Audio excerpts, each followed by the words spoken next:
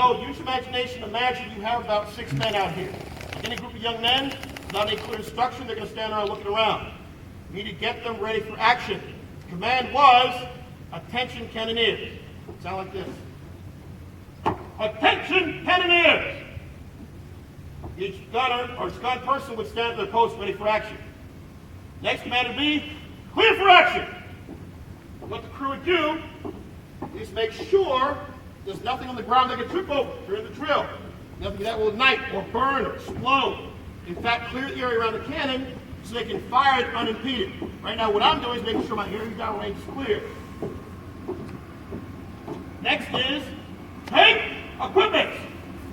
That command, they all get their tools out, whatever they're going to use for their drill. Now, this is a battle drill, muscle memory. They did the same things over and over because in combat, no matter how scared or distracted you were, you still do the same things the exact same way you did in training.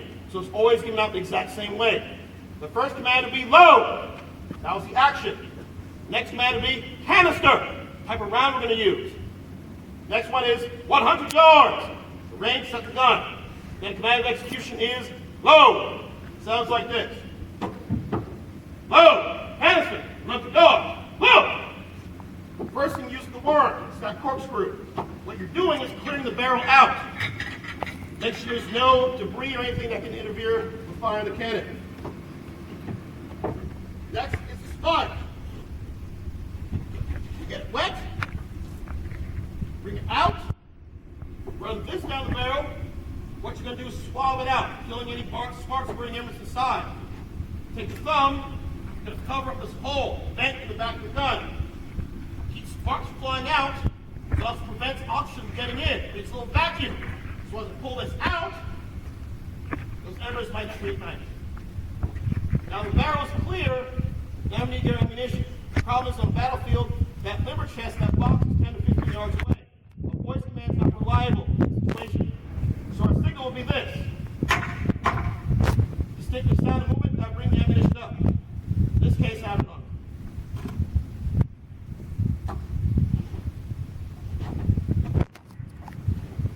Use the rammer, ram it all the way to the back of the barrel.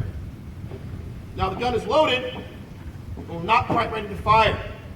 We need to poke a hole in our black powder charge, move the gun up to the wall, get our firing system out. This is called a priming wire. It's made out of brass, so it does not conduct sparks. We're going to run it down that vent, poke a hole in our black powder charge. At the same time, it pings around in place.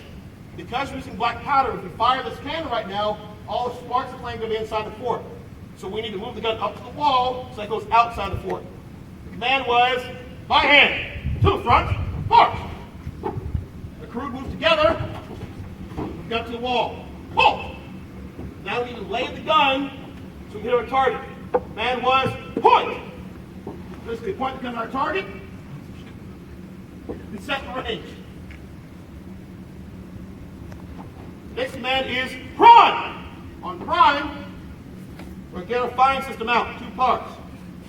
One is a piece of rope with a hook at one end and a handle at the other. It's called a lanyard. And what actually makes a spark to set the cannon off is called a friction primer. Friction primer. It's basically a self-firing firecracker with a pull ring. Hook these two together. Put this down. Put this down the vent in the back of the gun. It creates a spark that sets off your charge.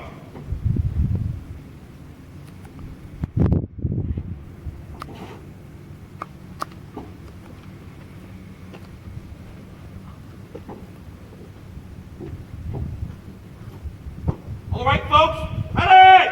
Cover your ears. Last command to be. Gun number 1 ready. Ready? Fire!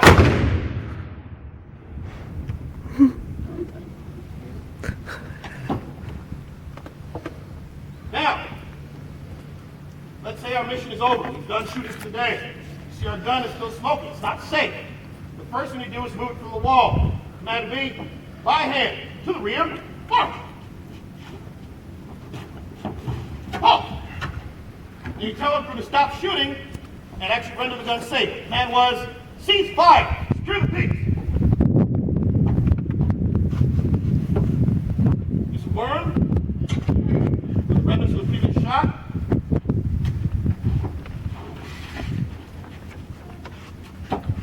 Use our sponge. Get it wet. Bring it out.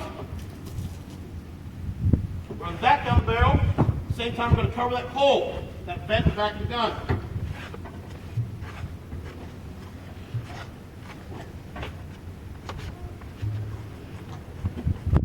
Gun is now safe. Now, folks, to give you an idea, a crew of 6 to 7 men trained to do this, do all the steps I just showed you every 15 to 30 seconds. For the big guns, about 2 minutes. Now, what you just heard was about 5 ounces of black powder. To give you an idea of scale, a 32 pounder uses about 10 pounds for a single shot. Gives you a pretty good idea of scale. So Fort James Jackson, folks, is a private nonprofit. It's not a state or federal site. So thanks for being here. It helps us out a great deal because you're what helps run this place. You may have walked past 2 cannon out there in the field. Those are rusted cannon.